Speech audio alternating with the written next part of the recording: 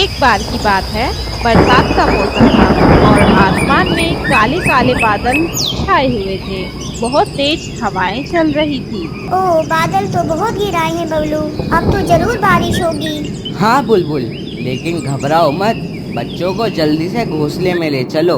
मम्मा मम्मा, बारिश आने वाली है, क्या हम बारिश में नाच सकते हैं? हाँ मम्मा, प्लीज बस थोड़ी देर। नहीं गुड्डू, बारिश में भीगोगे तो बीमार पड़ जाओगे। मम्मा मम्मा, ये आवाज क्या थी? डरो मत बच्चों, ये तो बिजली थी। पापा, हमारे पंख भीग गए हैं, मुझे ठंड लग रही है। लो बेटा, पंख फैलाकर मुझे पकड़ लो, मैं तुम्हें गर्म रखूंगी।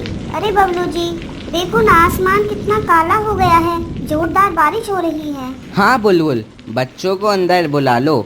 टिक्कू, गुड्डू, लड्डू, चिंकी, सब अंदर आ जाओ जल्दी।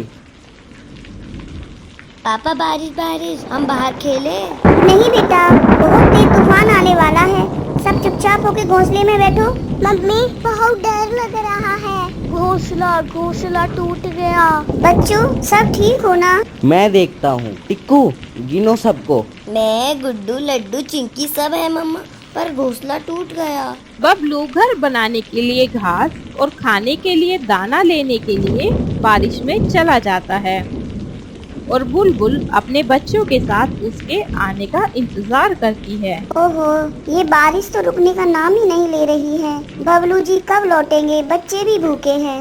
मम्मा पापा कब आएंगे? मुझे बहुत भूख लग रही है। और मुझे तो बहुत ठंड लग रही है। हमारा घोंसला भी तो भीग गया है मम्मा। थोड़ा और इंतजार करो बच्चों, तुम्हारे पापा घोंसला बनाने के लिए सूखी घास और खाना लेने गए हैं, वो जल्दी आ जाएंगे। पापा तो बहुत बहादुर है ना मम्मा? हाँ बेटा, तुम्हारे पापा बहुत समझदार और मेहनती हैं।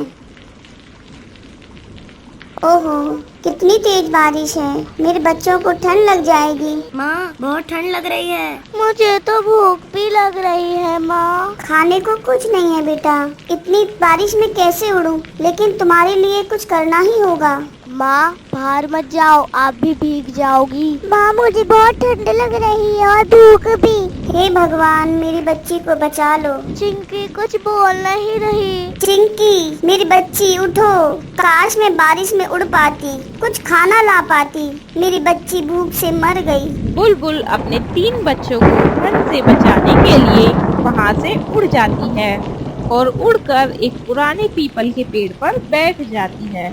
बच्चों, तेज बारिश आ गई है, हमें किसी सुरक्षित स्थान पर रुकना होगा। माँ, ये पेड़ तो कितना बड़ा है, यहाँ तो बहुत मजा आएगा। लेकिन माँ, कहीं कोई बुरा पक्षी ना आ जाए। मुझे ठंड लग रही है माँ।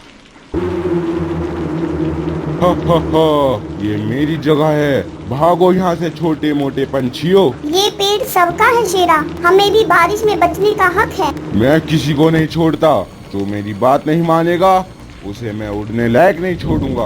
फिर बुलबुल को पास में कालू नाम के एक कौवे का घोंसला दिखाई देता है। बुलबुल वहाँ मदद मांगने के लिए जाती है। भाई कालू, कृपया मदद करो, हमारा घोंसला टूट गया है, मेरी एक बच्ची भूख से चली गई, बाकी 3 ठंड से कांप रहे हैं।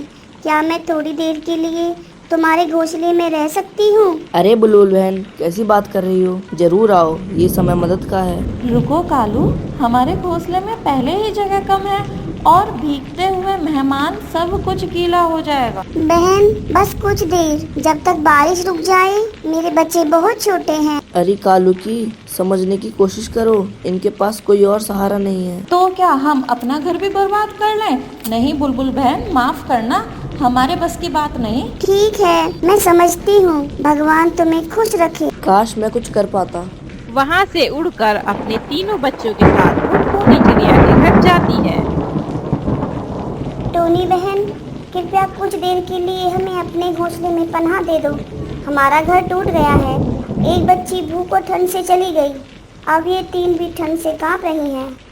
अरे बुलबुल बहन, तुम्हारी हालत देखकर दिल रो रहा है। लेकिन क्या बहन, बस थोड़ी देर की बात है, जब तक बारिश थमे, मेरे बच्चों की जान पर बनाई है। मेरा घोंसला बहुत छोटा है बुलबुल, और मेरे अंडे भी हैं। अगर तुम गीले पंखों के साथ आओगी तो वह खराब हो सकते हैं। मम्मा टोनी आंटी को भी समझाओ ना। मम्मा चलो ना, मुझे बहुत ठंड लग रही है। ठीक है बहन, मैं तुम्हारी मजबूरी समझती हूँ। भगवान तुम्हारे अंडों की हिफाजत करे। माफ करना बुलबुल, चाह कर भी कुछ नहीं कर पा रही। बुलबुल को समझ नहीं आया कि क्या करे। तभी उसे अपनी सहेली चुलबुली चिड़िया याद आई, जो पास के बड़े पेड़ में रहती थी। उसका घोंसला मजबूत और सूखा था। मेरे प्यारे बच्चों, डरो मत, मैं अभी आती हूँ तुम्हारे लिए मदद लेकर। चुलबुली बहन, जरा मदद करो, मेरा घोंसला भीग चुका है और बच्चे ठंड से कांप रहे हैं। क्या हम कुछ देर के लिए तुम्हारे घोंसले में? अरे जरूर बुलबुल, तुमने तो माँ होने का सच्चा फर्ज निभाया है। जल्दी जाओ, बच्चों को ले आओ। फिर बुलबुल वापस अपने बच्चों के पास जाती है। चुलबुली ने सभी के लिए सूखे पत्तों से बिस्तर बनाया और गर्म बीज खाने के लिए दिए। माँ, यहाँ तो बहुत अच्छा है। अब हमें ठंड नहीं लग रही। चुलबुली मौसी अब बहुत अच्छी है। ओह, ये बारिश तो रुकने का नाम ही नहीं ले रही। लेकिन घोंसला तो बनना ही है और बच्चों के लिए दाना भी लाना है। बारिश हो या तूफान, मुझे अपने परिवार के लिए सब करना होगा। फिर बबलू घास और दाना लेकर वापस अपने घर की ओर चल देता है। बुलबुल, चिंकी, गुड्डू सब कहाँ चले गए? कोई जवाब क्यों नहीं दे रहा?